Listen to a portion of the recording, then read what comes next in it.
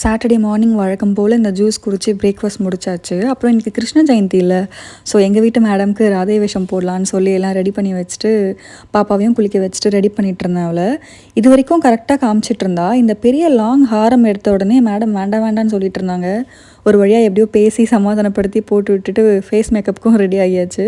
நான் ப்ரீ பிளான்லாம் எதுவுமே பண்ணலை, வீட்டில் இருக்கிறத வச்சே பண்ணிடலான்னு சொல்லி அப்படியே விட்டுட்டேன். ஆனால் என்கிட்ட ஒயிட் கலர் சாந்து இல்லை. ஸோ என்னடா பண்ணலான்னு யோசிச்சுட்டு இருக்கும்போது தான் சடனாக ஐடியா தோணுச்சு, இந்த விபூதி இருக்குல்ல, ஸோ அதை வந்து தண்ணியில் மிக்ஸ் பண்ணி ஒயிட் சாந்து மாதிரி யூஸ் பண்ணிக்கலாம் அப்படின்னு சொல்லி ட்ரை பண்ணியிருந்தேன். நல்லா தான் வந்துருந்துச்சு.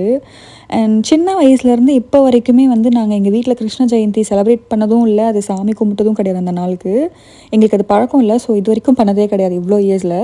இந்த 2 வருஷமாக தான் பாப்பா வந்ததுக்கப்புறம் அவளுக்கு வந்து வேஷம் போட்டு அந்த டேவே வந்து கொஞ்சம் நல்லா போகிற மாதிரி ஒரு ஃபீலாக இருக்குது. இந்த 2 இயர்ஸாக தான். லாஸ்ட் இயர் பாப்பாவுக்கு வந்து கிருஷ்ணர் வேஷம் போட்டிருந்தோம்.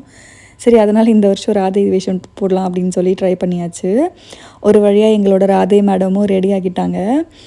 ரெடியானோடனே மேடம்க்கு ஒரே சந்தோஷம்தான். ஸோ நடுவில் டைவர்ட் பண்ணுறதுக்காக இந்த கண்ணாடி கொடுத்துருந்தா மேடம் பார்த்து சிரிச்சிட்டு இருந்தாங்க ஃபேஸை பார்த்து. ஒரு வழியாக ஃபோட்டோ செஷனையும் முடிச்சுட்டு மேடமை வந்து பாட்டி தாத்தா வீட்டுக்கும் அனுப்பிட்டு நானும் குளிக்கிறதுக்கு வந்துட்டேன்.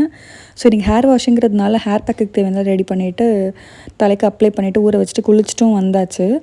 முன்ன மாதிரிலாம் வந்து இப்போ வெயிலையும் தலையை காய வைக்கிறது இல்லை, துவட்டியுமே காய வைக்கிறது இல்லை. அப்படியே ஒரு 2-3 நிமிஷம் ஃபேனில் நின்றுட்டு அப்படியே கிளிப் போட்டு விட்டுடுறேன். ஃப்யூச்சரில் என்ன பிரச்சனை வரப்போகுதுன்னு தெரியல, துடைக்காமல் அப்படியே காய வச்சிடுறேன். அப்படியே விட்டுட்டதுனால அது அப்படியே காஞ்சிரும்.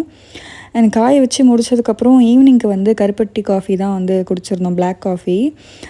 எங்கள் வீட்டில் எப்போவுமே வந்துட்டு இந்த இட்லி தோசைக்கு ஊற வைக்கும்போது உளுந்து எக்ஸ்ட்ரா போடுவோம். மாவு ஆட்டும்போது மட்டும் ஈவினிங் வடை சுடலாம் அப்படிங்கிறதுக்காக. ஸோ இன்றைக்கும் அப்படி தான் மாவு ஆட்டுறதுக்காக உளுந்து போட்டிருந்தாங்க, எக்ஸ்ட்ரா போட்டிருந்தாங்க. ஸோ வடையும் சுட்டாச்சு. இந்த மாதிரி ஃப்ரைட் ஐட்டம்ஸ் சாப்பிடும்போது காஃபி, பிளாக் காஃபிங்கிறது டிஃபால்ட் எங்கள் வீட்டில். ஸோ ஈவினிங் ஸ்நாக்ஸுக்கு வந்து சிறப்பாக உளுந்து வடையும் பிளாக் காஃபியும் சாப்பிட்டு முடிச்சாச்சு. அண்ட் நைட்டு டின்னருக்கு வந்துட்டு தோசையும் தேங்காய் பாலும் தான் சாப்பிட்ருந்தேன். இந்த காம்பினேஷன் நிறைய பேருக்கு பிடிக்க மாட்டேங்குது. உங்களுக்கு பிடிக்குமா அப்படிங்கிறத கமெண்ட்டில் சொல்லுங்கள். எனக்கு ரொம்ப பிடிக்கும்.